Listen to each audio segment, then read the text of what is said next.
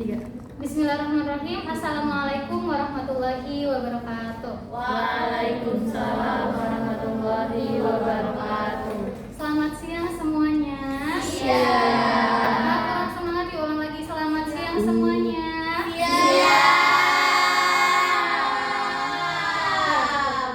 Puji syukur atas kehadiran Allah Subhanahu wa taala yang telah memberikan kita rahmat dan hidayahnya sehingga kita dapat berkumpul pada mata kuliah Telaah Kurikulum Matematika.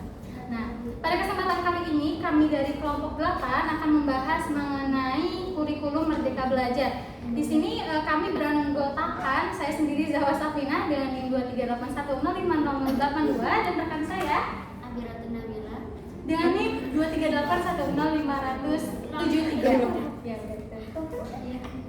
Oke, selanjutnya kita langsung saja masuk pada materi. Sebelum itu, mari kita baca basmalah bersama-sama. Bismillahirrahmanirrahim. Selanjutnya materi yang pertama akan disampaikan oleh rekan saya yaitu Abiratun Nabila. Silakan. Nah teman-teman, kurikulum Merdeka Belajar itu kan perubahan dari kurikulum 2013. Nah, kurikulum Merdeka Belajar adalah kurikulum yang dibuat sebagai respons terhadap tantangan zaman yang terus berubah. Pemerintah ini ingin membuat pendidikan itu tidak hanya berfokus pada hafalan, tetapi juga lebih menekankan pada pengembangan karakter, kreativitas, dan kemampuan berpikir kritis siswa. Nah, adapun karakteristik untuk kurikulum Merdeka ini adalah antara lain yang pertama, pembentukan profil pelajar Pancasila. Pembentukan profil pelajar Pancasila itu melalui proyek. Enggak maju nih sih. Dia aku enggak maju. Ya. Oh, enggak gerak ah? Enggak gerak. Jangan-jangan ah? Share screen-nya share screen laptop, jangan Windows. Oh, atau aja. Tunggu sebentar ya teman-teman.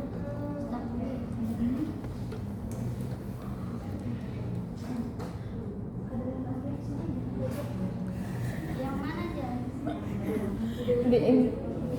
Di yang paling ujung. Enter screen tak? Iya.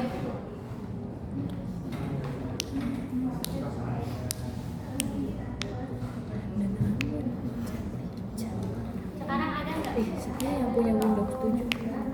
Ada. Bergerak nggak? Bergerak. Dilanjut ya, tadi karakteristik kurikulum Merdeka itu yang pertama ada pembentukan profil pelajar Pancasila melalui proyek. Di mana di kurikulum Merdeka ini siswa tidak hanya berfokus pada belajar teori, tetapi juga diajak untuk mengerjakan berbagai proyek nyata. Nah, proyek ini bertujuan untuk supaya siswa itu dapat mengembangkan karakter dan keterampilan penting seperti apa? Seperti kerjasama, berpikir kritis, dan kreatif. Nah, nilai-nilai Pancasila seperti gotong royong, mandiri, berakhlak mulia itu benar-benar diterapkan di kehidupan sehari-hari di sekolah, bukan cuma dihafal.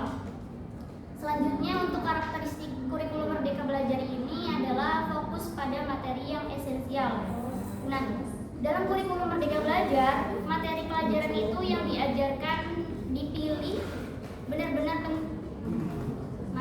materi pelajaran yang diajarkan dalam kurikulum Merdeka ini dipilih yang benar-benar penting dan dibutuhkan siswa.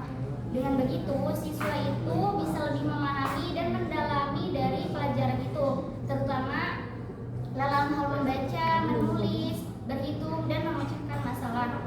Jadi siswa itu tidak hanya fokus pada materinya, tetapi juga dapat menerapkan ilmunya itu.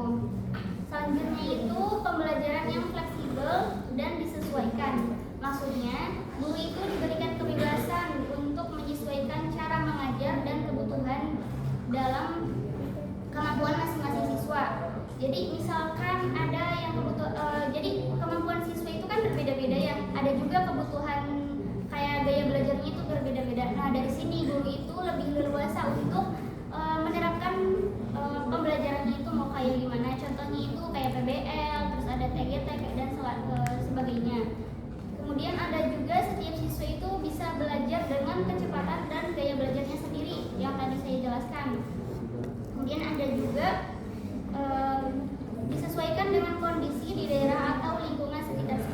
Jadi contohnya misalkan di pesisir sama yang di pegunungan itu pasti pembelajarannya itu kayak beda gitu. Contoh nyatanya juga pasti beda. Nah, dengan cara ini pembelajaran itu bisa lebih relevan dan menyenangkan bagi siswa. Oke, selanjutnya yaitu pembahasan mengenai elemen perubahan dalam kurikulum merdeka. Nah, kita ketahui bahwasanya kurikulum merdeka itu merupakan kurikulum yang diusung oleh Kemendikbudristek untuk menjadi sebuah evaluasi dari kurikulum sebelumnya untuk menjadi lebih baik di Indonesia ini. Nah, dalam kurikulum merdeka itu ada beberapa elemen perubahan. Di sini kita akan bahas 5 elemen perubahan dari kurikulum merdeka. Yang pertama yaitu ada perubahan tujuan dan pendekatan pembelajaran. Nah, dalam bagian ini nanti kita pecah lagi, ada beberapa isinya. Yang pertama ada pembelajaran berdasarkan capaian pembelajaran. Nah, kita kan udah nggak asing ya sama kalimat capaian pembelajaran. Biasanya kita singkat sebagai CP. Nah, CP ini sebagai kompetensi inti yang harus dicapai oleh siswa dalam setiap akhir fase. Jadi kan dalam kurikulum merdeka itu ada fase-fasenya, ada dari fase apa ayo? Fase kurikulum merdeka. Fase A sampai fase D. F. Nah, dari fase A sampai fase F. Nah, jadi CP ini akan melengkapi setiap fase tersebut. Oke, apa sih bedanya CP sama KIKD? Kalian tahu nggak? Enggak. Nah, kan di kurikulum merdeka itu ada namanya CP. Nah, kalau di kurikulum 13-nya itu disebutnya yaitu kompetensi inti dan kompetensi dasar. Disingkat aja jadi KIKD ya biar cepat. Nah, kalau di kurikulum 2013 kompetensi inti dan kompetensi dasar itu dipecah. Jadi dari kompetensi dasar itu akan dipecah pada KI1 tentang sosial, KI2, KI3, KI4. Beda halnya sama capaian pembelajaran. Kalau capaian pembelajaran itu udah mencakup semuanya, dari segi sosialnya, dari segi pengetahuannya, dari segi keterampilannya. Nah, itu udah dicakup dari capaian pembelajaran menjadi satu paragraf gitu. Tidak seperti KIKD. Jadi dalam kurikulum 2013 itu dipecah sehingga memang banyak sekali gitu. Mungkin itu agak merumitkan ya untuk guru. Nah, selanjutnya kalau dari KIKD itu, jadi kalau KD itu KD itu ada setiap jenjang. Jadi dari kelas 1 itu KD-nya ada sendiri. Kelas 2 itu KD-nya ada sendiri. Beda halnya dengan capaian pembelajaran. Kalau capaian pembelajaran kan per fase. Di mana capaian pembelajaran itu contohnya dari kelas 1 sama kelas 2 tuh capaian pembelajarannya sama. Karena apa? Karena satu fase. Sehingga itu tuh dapat memudahkan bagi guru gitu. Seperti itu. Itu untuk pembelajaran berdasarkan capaian pembelajaran. Selanjutnya ada berbasis kompetensi dan fokus pada materi esensial. Nah, fokus pada materi esensial ini, maksudnya berbasis kompetensi ini maksudnya siswa ini tidak hanya mengejar penyelesaian materi saja. Jadi tidak hanya fokus pada materi saja, tapi fokus juga pada pengembangan karakteristik yang dimiliki oleh siswa. Jadi kayak bukan hanya sekedar belajar gitu, tapi dia juga mempraktikkan gitu penerapannya bagaimana seperti itu. Nah, materi esensial di sini maksudnya seperti ini. Kalian tahu nggak materi esensial itu artinya apa? Enggak. Materi esensial itu artinya penting gitu. Jadi dalam kurikulum merdeka itu hanya mempelajari materi yang penting gitu. Dalam halnya jadi karena siswa ini ataupun guru ini hanya mengajarkan materi yang penting, sehingga guru ini masih memiliki waktu gitu untuk membuat ataupun untuk menambahkan penerapan ataupun menggunakan metode ataupun strategi dalam pembelajarannya yang bervariasi sehingga akan membuat menarik dalam pembelajarannya. Kan kadang pembelajaran dengan metode ceramah itu agak monoton ya, dan mungkin agak membuat ngantuk gitu. Siswa itu membosankan, kayak wah nggak enak gitu. Kan kalau ini dalam kurikulum merdeka ini karena materinya esensial, jadi guru itu tidak terlalu memikirkan gitu pada materi yang terlalu banyak gitu, sehingga hanya materi-materi yang penting dan guru memiliki waktu untuk menambahkan strategi pendekatan sehingga pembelajaran itu akan lebih menarik perhatian siswanya. Nah, selanjutnya itu ada evaluasi kurikulum merdeka berbasis kemajuan bukan hanya angka. Jadi evaluasi pembelajaran di kurikulum merdeka itu tidak hanya berbentuk angka gitu. Maksudnya apa? Maksudnya kayak di dalam evaluasi pembelajaran di kurikulum merdeka itu yang dinilai itu tidak hanya angka ataupun nilai dari siswa-siswanya, tapi kayak perkembangan kognitifnya seperti itunya tuh. Nah, kan kalau ada evaluasi pembelajaran biasanya kita juga mengenal namanya asesmen. Nah, asesmen sama evaluasi pembelajaran itu saling berkaitan, di mana asesmen ini akan menghasilkan data untuk dievaluasi. Nah, evaluasi ini tuh akan memberikan balik lagi ke asesmennya, kayak evaluasinya ini. Nanti kan dari asesmen itu akan diperbaiki, dari proses pembelajaran juga diperbaiki gitu. Jadi saling berkaitan gitu antara asesmen dan evaluasi. Nah, membahas mengenai asesmen itu dalam kurikulum Merdeka itu dibagi menjadi 3. Ada asesmen formatif, ada asesmen sumatif, dan asesmen kognitif. Asesmen diagnostik dulu. Nah, dalam asesmen formatif itu contohnya seperti guru memberikan namanya ulangan harian, lalu guru memberikan refleksi setelah melakukan diskusi. Nah, seperti itu. Ya, jadi itu masuk dari evaluasi formatif. Jadi itu tuh untuk memberikan umpan balik pada siswa gitu setelah pembelajaran. Setelah itu ada yang namanya evaluasi sumatif.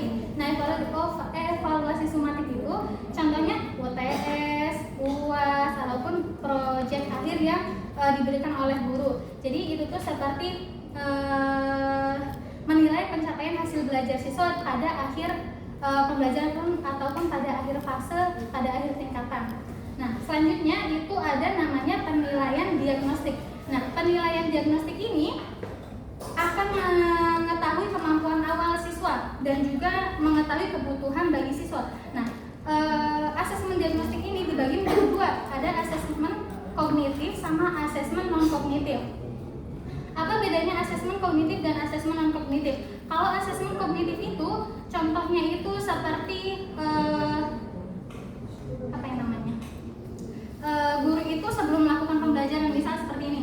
Kita kan sekarang belajar materi baru, misal materi mengenai pecahan. Nah, sebelum masuk ke materi tersebut, guru itu memberikan asesmen dulu, kayak memberikan pretest dulu gitu tuh sebelum melakukan pembelajaran. Itu namanya asesmen kognitif. Nah, yang kedua ada namanya asesmen non kognitif. Nah, asesmen non kognitif itu contohnya seperti apa? Seperti mengisi kuesioner tentang minat diri kita gitu. Jadi itu tuh kayak menilai segi personal kita. Jadi kayak minat kita ke apa, terus kayak bagaimana sosial kita, terus bagaimana pendekatan belajar yang kita sukai, seperti itu. Jadi pada asesmen ini tidak hanya menilai menilai berbentuk angka aja gitu, tapi kita juga sebagai guru harus menilai bagaimana perkembangan karakteristik siswa ataupun penerapan mereka gitu.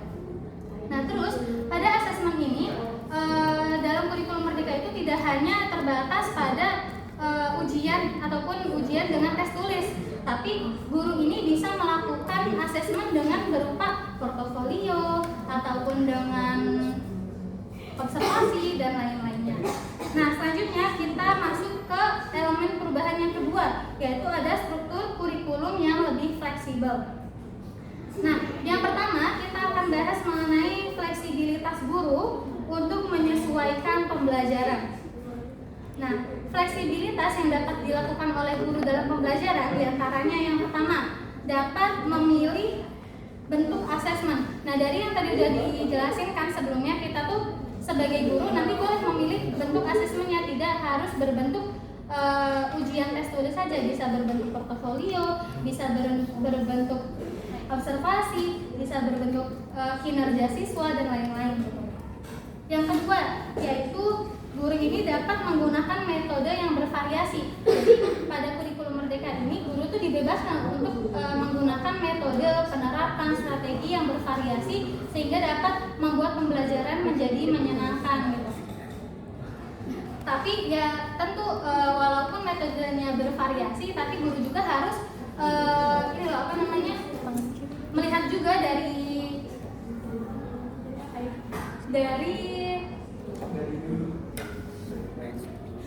gaya belajar siswanya gitu. Maksudnya kayak harus sesuai dengan gaya belajar siswa gitu. Walaupun emang di dibebaskan menggunakan metode apapun, tapi guru juga harus menyesuaikan gitu dengan potensi dengan yaitu tadi siswa itu ya. Nah selanjutnya yang ketiga ada mengenai dalam perencanaan pembelajaran. Nah dalam perencanaan pembelajaran kita tahu bahwasanya pembelajaran itu ada yang namanya modul ajar. Nah modul ajar ini sebenarnya sebagai guru itu kita diberikan 3 pilihan. Yang pertama, kita bisa mengambil contoh ataupun mengambil modul ajar yang telah disediakan oleh pemerintah. Jadi pemerintah itu sudah menyediakan modul ajar, ada di website Merdeka Mengajar. Kalau nggak salah nanti tinggal cari aja ya. Tapi itu masuknya juga harus menggunakan email, nggak tahu di situ, nggak tahu akunnya tuh, jadi kayak nggak bisa sembarangan gitu buat masuk ke situ. Nah itu yang pertama. Jadi guru itu bisa langsung menggunakan modul ajar yang telah disediakan. Sebenarnya dalam kurikulum Merdeka ini tidak memberatkan guru gitu. Misal kayak guru ini masih belum bisa gitu kayak untuk merancang pembelajaran, kayak nanti saya di kelas ngajarnya gimana ya, apa yang harus diajar, itu tuh bisa menggunakan modul ajar yang telah disediakan.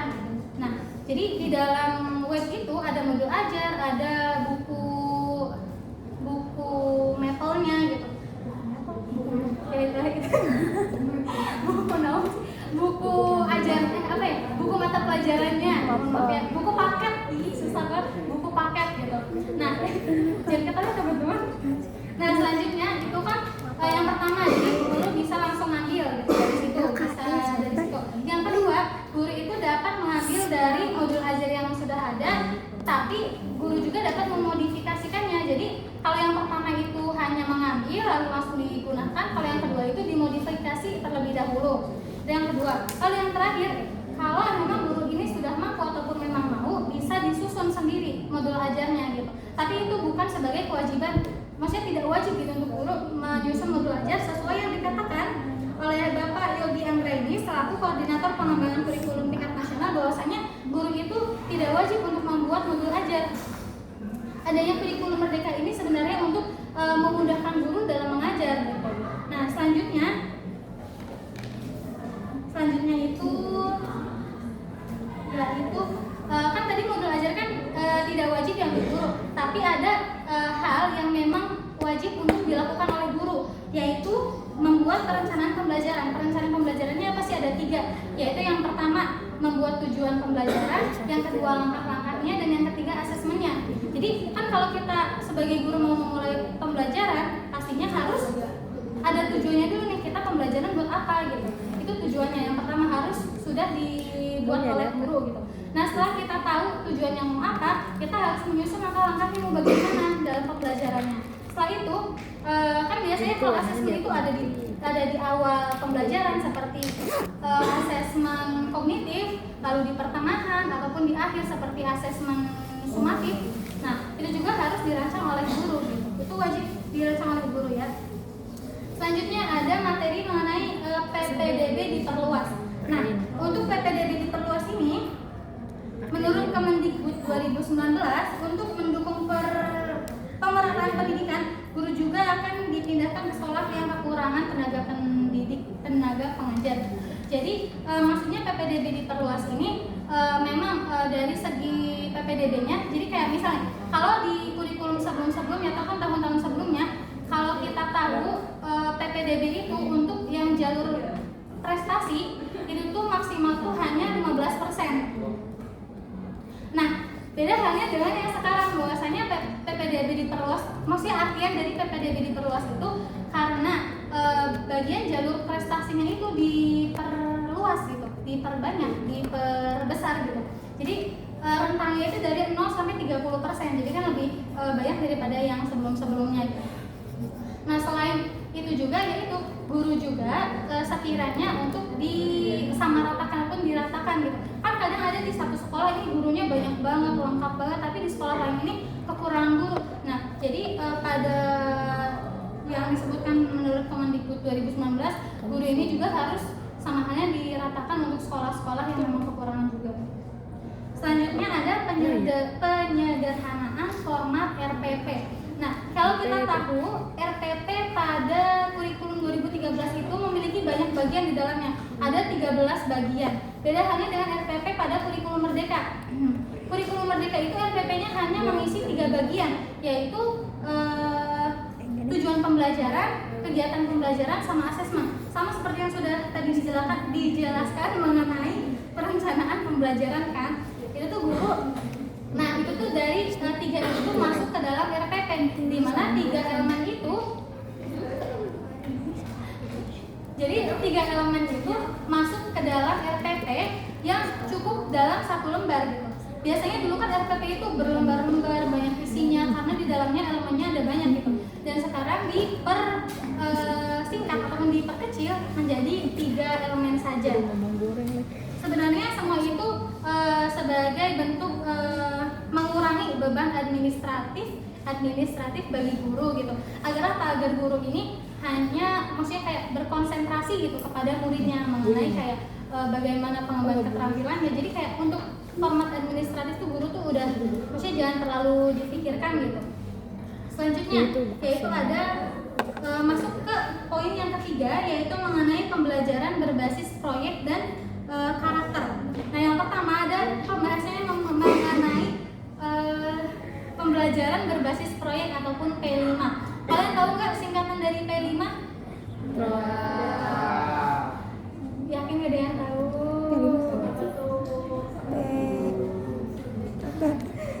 Nah, P5 adalah singkatan dari Proyek Penguatan Profil Pelajar Pancasila. Ayo ulangi P5. Apa tadi? Proyek Penguatan Profil Pelajar Pancasila.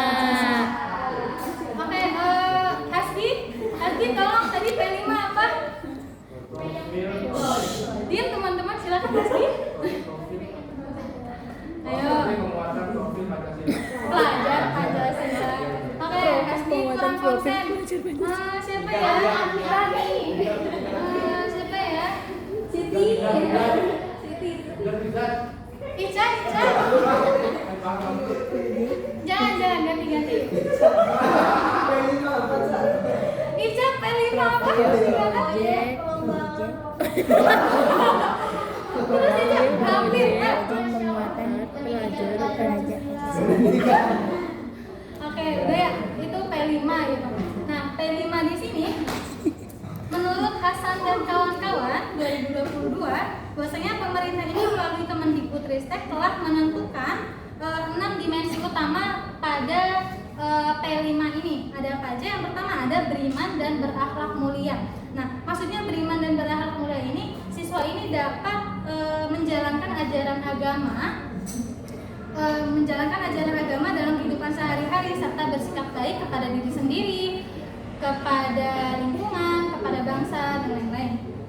Selanjutnya ada mandiri, lalu ada gotong royong. Gotong royong itu apa sih maksudnya? Itu para siswa ini saling membantu dalam kegiatan bersama. Kalau di sekolah biasanya gotong royong itu bentuknya kayak apa? Piket kelompok bareng, piket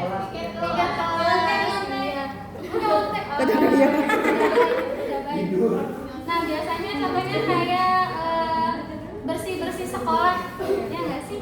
Kalau mau ujian UAS atau apa kan bersih-bersih sekolah dulu. Nah, itu juga termasuk dalam bergotong royong. Selanjutnya ada berkebinekaan global, lalu ada bernalar kritis. Bernalar kritis itu yaitu mampu berpikir logis, menganalisis masalah dan juga mengambil keputusan dengan bijak. Lalu ada kreatif.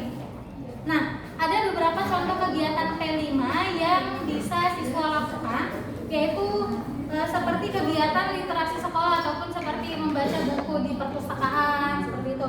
Selanjutnya ekstrakurikuler, contohnya kayak ekskul basket, ekskul badminton, nah seperti itu. Nah, selanjutnya ada contohnya itu ada lomba.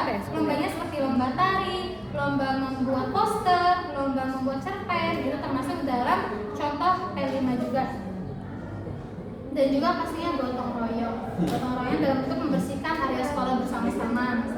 Nah, selanjutnya ada pembelajaran yang lebih diferensiatif dan berpusat pada siswa.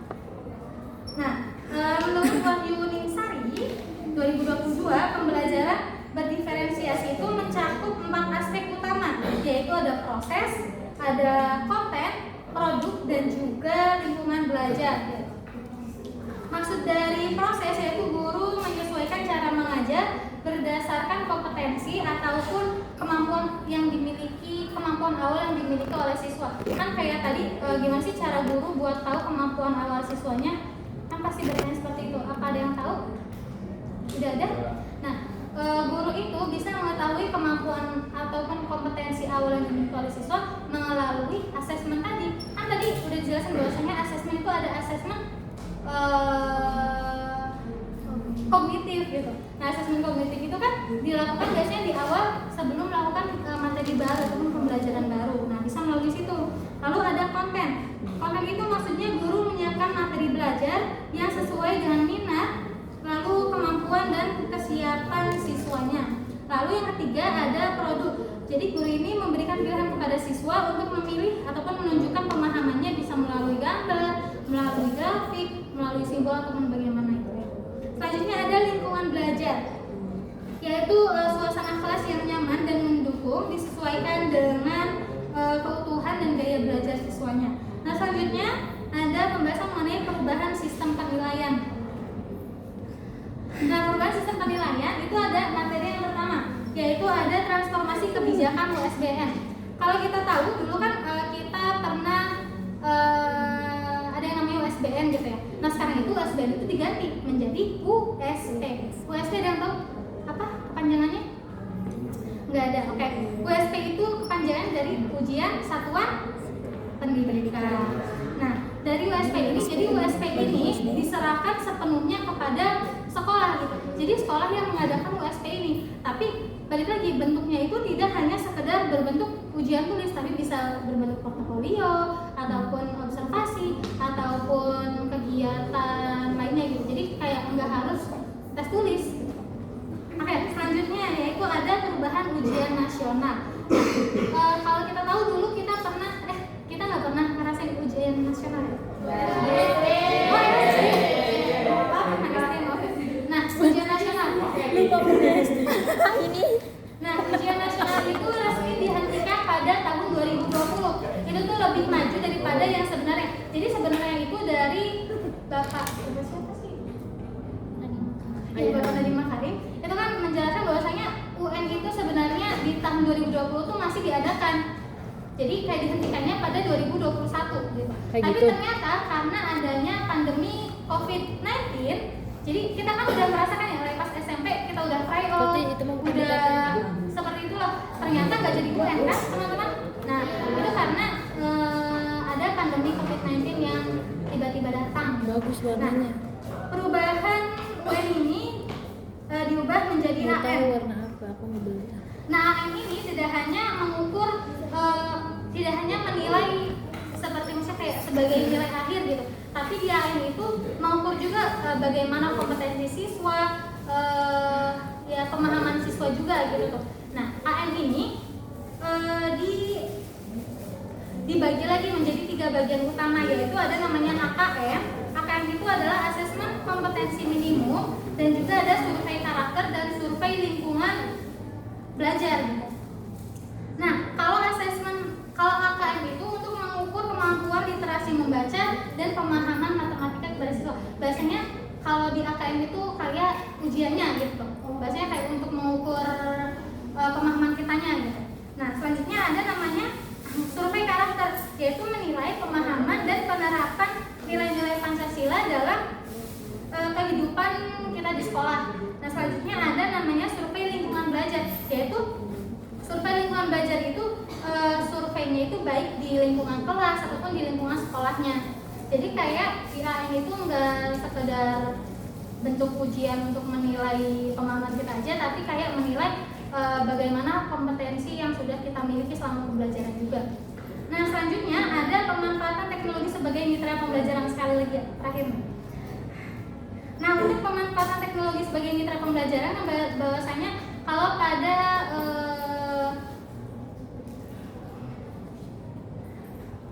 pada abad ke-21 ini kan sudah banyak ya perkembangan teknologi gitu tuh. Nah, perkembangan teknologi ini kita bisa masukkan ke dalam pembelajaran di sekolah gitu.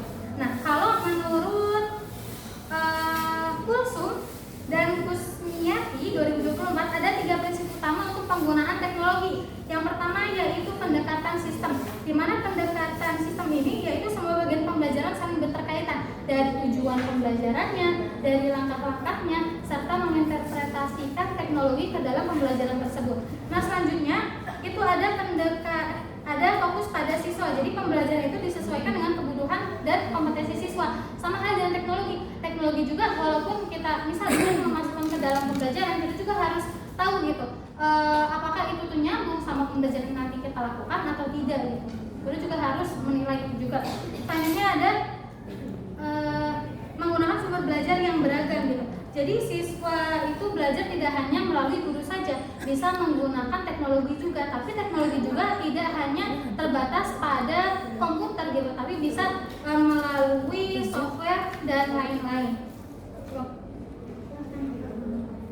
Selanjutnya, standar kompetensi SKL. Standar kompetensi lulusan atau SKL, capaian pembelajaran dan alur tujuan pembelajaran. Nah ini tuh tidak asing ya, nanti di kurikulum kita pasti kalian itu akan menemukan ini. Yang pertama itu tentang SKL atau standar kompetensi lulusan. Menurut peraturan Menteri Pendidikan, Kebudayaan, Riset dan Teknologi, siapa ada yang tahu nggak? Siapa Bapak Menteri Pendidikan, Riset dan Teknologi. Menteri-menterinya Kemendikbud yang tahun kapan Bu? Ya yang sekarang. Yang sekarang. Oh Ya, apa? FYI, jadi Kementerian Pendidikan itu sekarang dipecah menjadi 3. Yang pertama itu Mendikdesmen atau Menteri Pendidikan Dasar dan Menengah, yaitu Bapak Abdul Muti. Nah kemudian yang kedua itu Menteri Pendidikan Tinggi, Sains dan Teknologi atau Mendikti Saintek, yaitu adalah Bapak Satrio Sumantri, maaf ya namanya Brojonegoro. Nah yang terakhir itu Menteri Kebudayaan, yaitu Fadlizon. Jadi nggak kayak dulu kalau misalkan pendidikan itu digabung menjadi Kemendikbudristek gitu. Ya pokoknya diubah gitu. Nah jadi SKL atau standar kompetensi lulusan itu adalah kriteria minimal tentang kesatuan sikap, pengetahuan, keterampilan yang menunjukkan capaian kemampuan peserta didik dari hasil pendidikan itu. Nah, aspek sikap itu dari SKL meliputi apa sih? Meliputi menunjukkan keimanan dan ketakwaan kepada Tuhan. Dalam hal ini berarti siswa itu harus beragama. Jadi sesuai dengan poin 1 dari Pancasila bahwa di Indonesia itu harus memiliki agama atau ketuhanan yang Maha Esa. Kemudian ada juga siswa itu memiliki kesehatan jasmani dan rohani yang sejalan dengan tingkat pendidikan dan pertumbuhan kematangan mereka. Jadi ya diharapkan kesehatan itu dapat sesuai dengan umurnya gitu kan. Terus dari segi pengetahuan juga siswa itu diharapkan memiliki pemahaman yang mencakup berbagai aspek seperti apa sih? Seperti yang praktis, prosedural, konseptual dan metakognitif yang sesuai dengan tingkat pendidikan yang mereka jalani. Nah selain itu dalam kemampuan juga siswa itu diharapkan memiliki kemampuan untuk menghadapi dan memecahkan masalah yang timbul di lingkungan alam sekitar mereka. Karena yang tadi dijelaskan sama Zahwa bahwa pembelajaran itu berbasis proyek. Jadi mereka itu tidak hanya dikenalkan pada teori saja, tetapi juga bagaimana sih mereka itu memecahkan masalah dalam kehidupan sehari-hari. Nah, dari segi keterampilan juga siswa itu diharapkan mengembangkan kompetensi yang mencakup kemampuan berpikir kritis, kreativitas, inovasi, produktivitas, kolaborasi, kemandirian serta kemampuan komunikasi yang sejalan dengan pendekatan akademik yang diterapkan. Berarti kan kayak yang tadi tuh, kalau misalkan sekarang kan model pembelajaran itu tidak hanya ceramah, ada banyak ya, ada model pembelajaran PJBL. Berarti project based learning, dari situ kan berarti siswa itu dituntut untuk berpikir kritis, kemudian kira-kira ada inovasi apa sih dari mereka yang dikeluarkan gitu. Nah, jadi simpelnya itu SKL atau sistem Kita 22.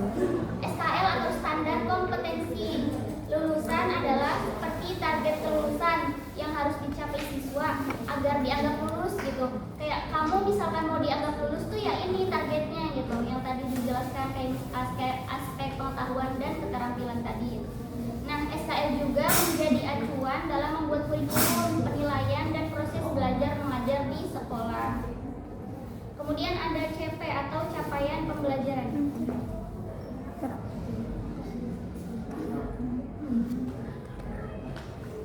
Nah, CP itu apa sih? CP itu capaian pembelajaran atau kompetensi yang harus dikuasai oleh peserta didik di setiap fase-fase pembelajaran yang tadi, yaitu fase A, B, sampai F.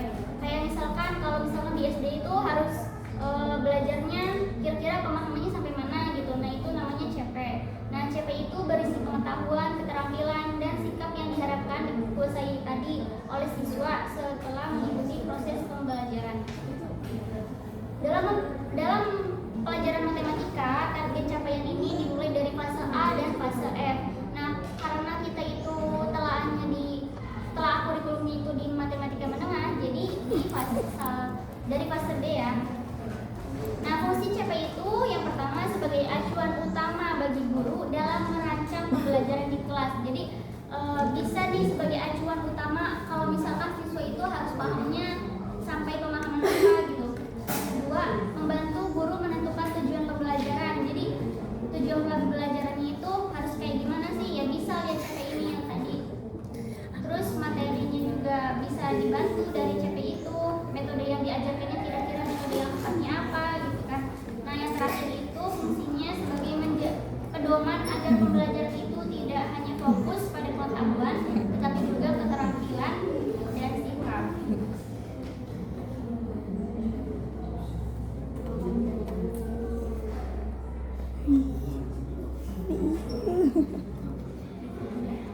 Nah, fase D atau fase D itu coba kira-kira di mana?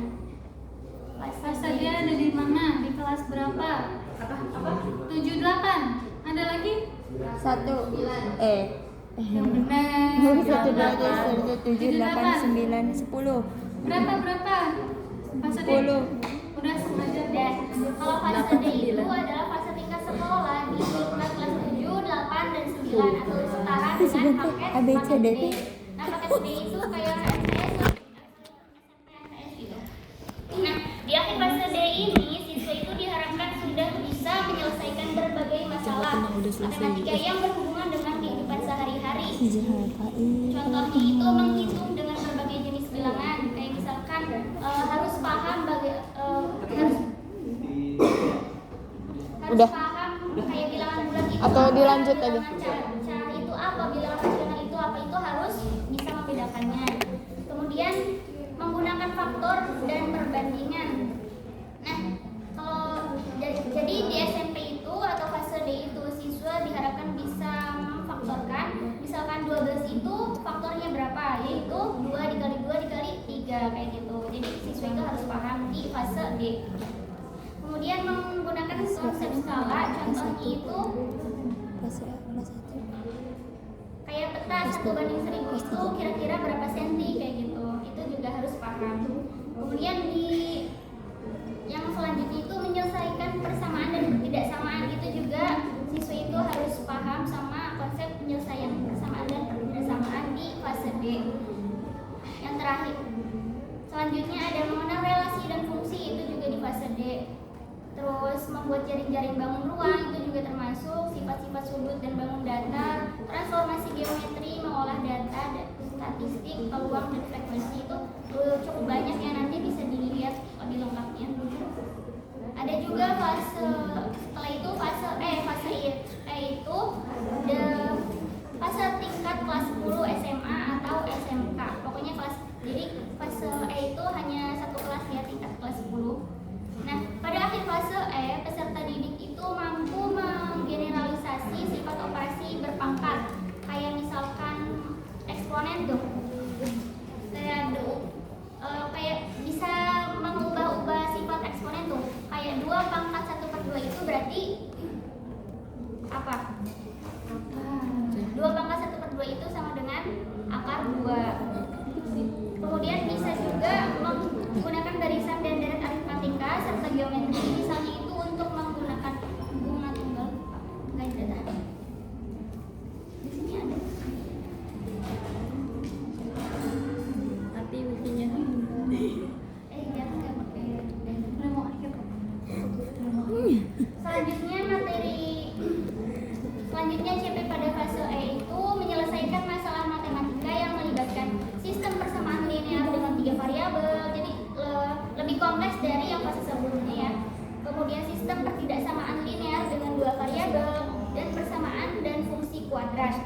Yang selanjutnya itu menggunakan perbandingan trigonometri untuk menyelesaikan masalah segitiga siku-siku seperti menghitung sisi dan sudut segitiga. Jadi kayak ada kuadran 1 sampai 4 itu juga termasuk. Kemudian menginterpretasi dan membandingkan data dengan melihat sebaran data kayak distribusi normal kayak gitu yang kita pelajari statistik gitu. Sama memahami konsep peluang itu juga termasuk di fase E. Kemudian ada juga fase F. Fase F itu adalah fase di tingkat kelas 11 dan tingkat kelas 12 atau setara dengan paket C. Nah, pada akhir fase F, siswa itu diharapkan mampu memodelkan pinjaman dan investasi menggunakan konsep bunga, majemuk, dan analisis serta menganalisis pengaruh berbagai parameter seperti suku bunga. Nah, mereka juga mampu mengorganisasikan data dalam bentuk matriks, kayak matriks tuh yang kita pelajari, serta menentukan fungsi inverse, komposisi fungsi itu juga termasuk ya. Itu juga masuknya ke fase F. Kemudian ada juga fase F tingkat lanjut. Nah, tingkat lanjut ini sama halnya dengan matematika terapan, kayak di IPA gitu kan. Kalau ada matematika wajib, ada matematika terapannya. Nah, kalau misalkan yang tingkat lanjut ini termasuknya capaian di fase F tingkat lanjut. Nah, kalau misalkan di tingkat lanjut di matematika terapan yang kalian pelajari di SMA kan biasanya lebih kompleks ya, kayak logaritmanya juga lebih kompleks gitu.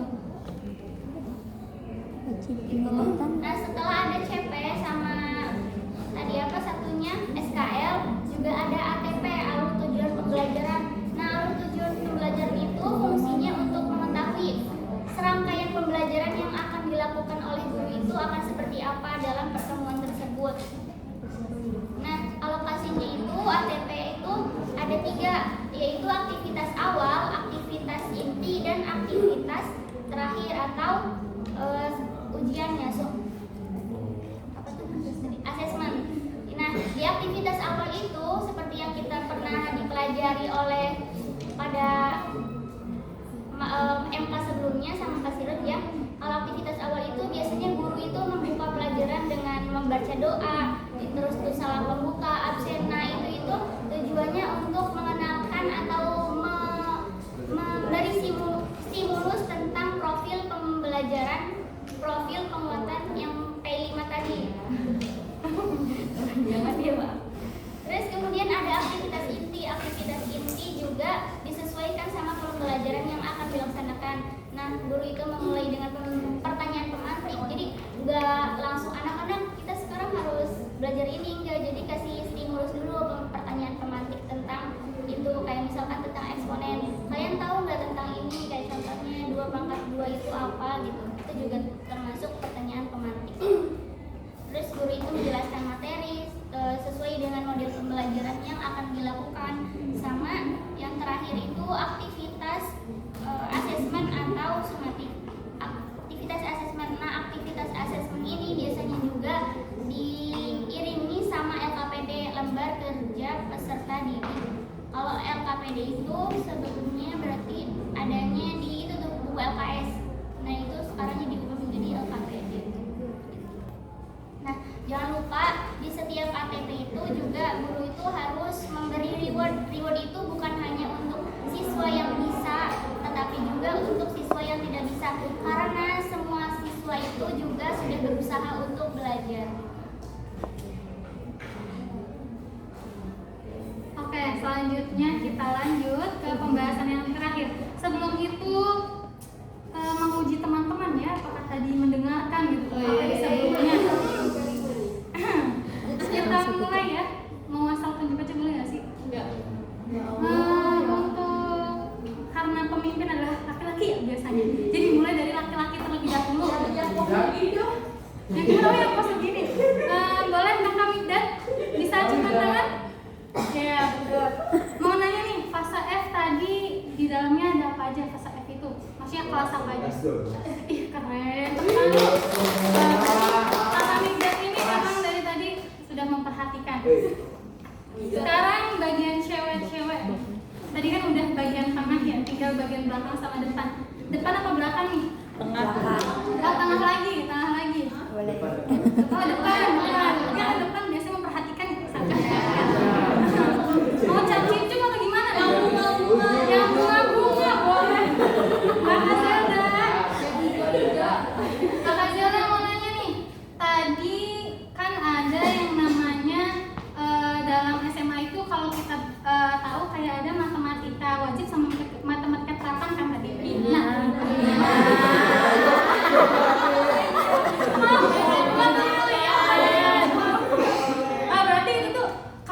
benar-benar memperhatikan pemateri. Bisa dong. Tadi ada Tadi namanya tuh mau ngomong itu matematika. Peminatan. Ya, peminatan. Kakak Zela tadi matematika peminatan tuh masuknya ke fase apa? F apa? Semua Kakak Zela. Ayo teman-teman, barangkali ada yang tahu bisa bantu. Ayo, semua Kakak Zela. F apa? Tadi kan F tuh ada dua, ada fase F sama fase F apa tadi? Satunya? Fase tingkat lanjut. Tingkat lanjut. Iya. Nanti tahu-tahu di akhir ditanya lagi nggak tahu nih. Oke, karena udah ya tadi bertanya-tanya, kita lanjut lagi ke materi yang terakhir mengenai materi yang terakhir. Sahabat teman-teman, satu lagi mengenai analisis materi pembelajaran dalam kurikulum Merdeka jenjang SMP MTS, SMA MA dan juga SMK. Napas dulu ya, Bunda. Nah, dalam analisis materi pembelajaran itu, kalau dilihat dari PPT itu ada namanya rasional pembelajaran matematika.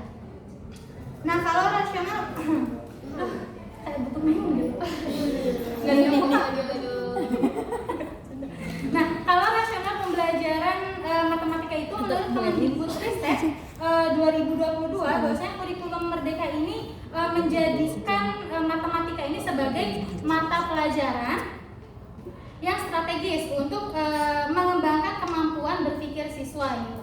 Kalau nanti kita analisis ya dari pembelajaran matematika pada SMP, lalu SMA dan SMK, nah di situ tuh ada namanya kayak pembelajarannya itu seperti pendalaman teorinya, lalu yang berbentuk abstrak seperti itu. Nah, lalu pada rasional ini juga itu tuh fokusnya bukan hanya pada penguasaan konsepnya aja, tapi siswa ini juga bisa dalam menerapkan matematika tersebut gitu. Nah, nanti lebih lanjutnya kita akan bahas pada tujuan matematika dalam kurikulum Merdeka. Nah, tujuan matematika dalam kurikulum Merdeka di sini kita bahas itu ada 4, yaitu yang pertama mengenai pemahaman matematis dan kecakapan prosedural. Contohnya itu seperti apa sih? Contohnya itu seperti perhitungan belanja menggunakan apa ya? Perhitungan belanja menggunakan operasi pecahan. Misalnya kita mau beli bawang setengah kilo gitu. Kan kayak gitu. Ibu-ibu di pasar kan kayak gitu. Kalau beli bawang nggak mungkin 10 ton gitu kan. Pasti sedikit-sedikit. Iya. Nah, Bawang apa? Nah, dari contoh itu aja itu bisa mengaitkan dalam pembelajaran matematika gitu. Selanjutnya itu ada namanya pemecahan masalah matematis. Contohnya kayak gimana, ada yang tahu?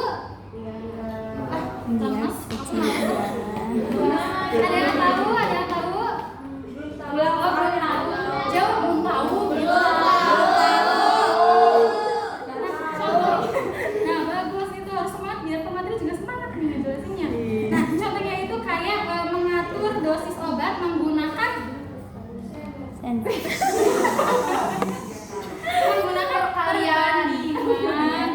Kayak dosis obatnya 2:3, 3:2. Apa sih yang bedanya itu tuh antara 2:3 sama 3 kali 1? Oh, 3 kali 1. Aduh, pemateri sudah mulai paham 1/3.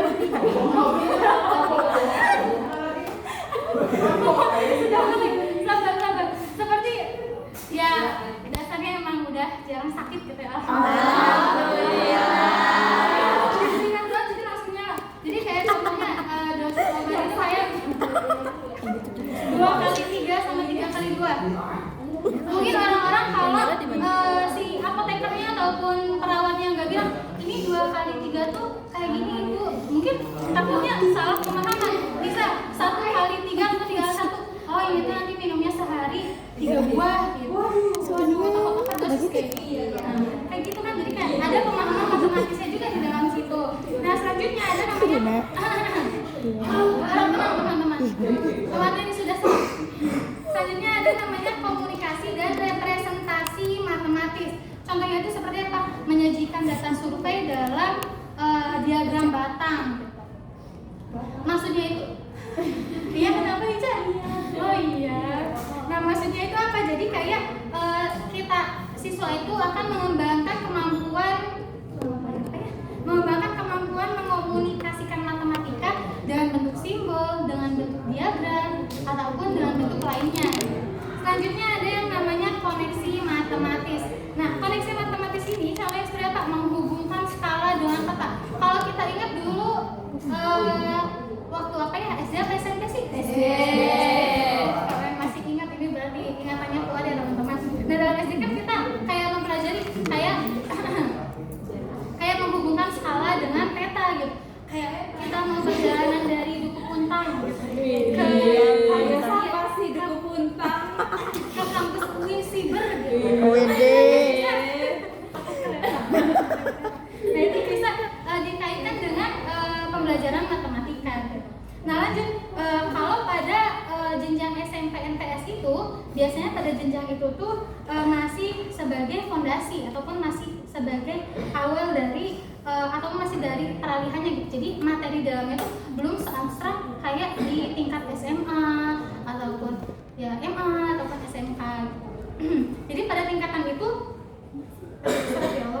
pada tingkatan itu siswa ini lebih banyak menggunakan gambar. Jadi kayak walaupun jadi kayak dari SMP itu kayak mau lanjut ke tingkatan ke logika tapi kayak masih ke tingkatan abstrak tapi masih kayak masih dasarnya gitu tuh, belum seabstrak SMA ataupun kuliah gitu ya. Nah lanjutnya kalau di tingkat SMA ataupun SMA ataupun MA. Nah kalau pada tingkatan SMA ataupun MA belajar ini lebih dalam lagi, kayak pembahasannya lebih dalam. seperti isinya tuh kayak pendalaman teori, terus kayak penalaran abstrak, terus kayak aplikasi yang teoritis. Jadi kayak di SMA itu kita udah mempelajari yang lebih dalam lagi kayak matriks. Boleh dulu kan? Biasa aja. Nah, jadi pada tingkatan SMA itu sudah mulai ke tingkatan yang lebih abstrak daripada SMP.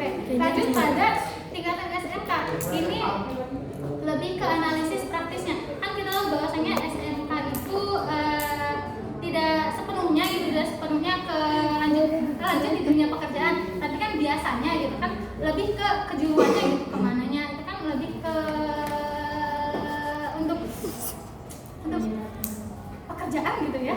Ya walaupun kuliah juga pasti bisa gitu, tapi kayak lebih diarahkannya gitu karena banyaknya jurusan. Dari situ juga kita nah dari situ fokusnya itu dari aplikasi dalam kejuruannya, habis itu keterampilan praktisnya, pemahamannya juga diuji di situ. Mungkin cukup sekian ya dari pemateri karena sudah telah menjelaskan dari tadi gitu. Sebelum ditutup ada pantun dulu dari Kakak Nabila. Silakan Kakak Nabila. Mawar bunga selasi. Ulang. Semangat. Yang penting itu. Iya. Yang semangat. Bunga mawar bunga selasi. Warnanya cerah tiada duanya. Sekian dan terima kasih. Saya harap tidak ada yang bertanya. Enggak. Kan karena ini materi sudah selesai ya? Sudah. Nah, karena materi sudah selesai, silakan dibuka sesi tanya jawab. Sekiranya teman-teman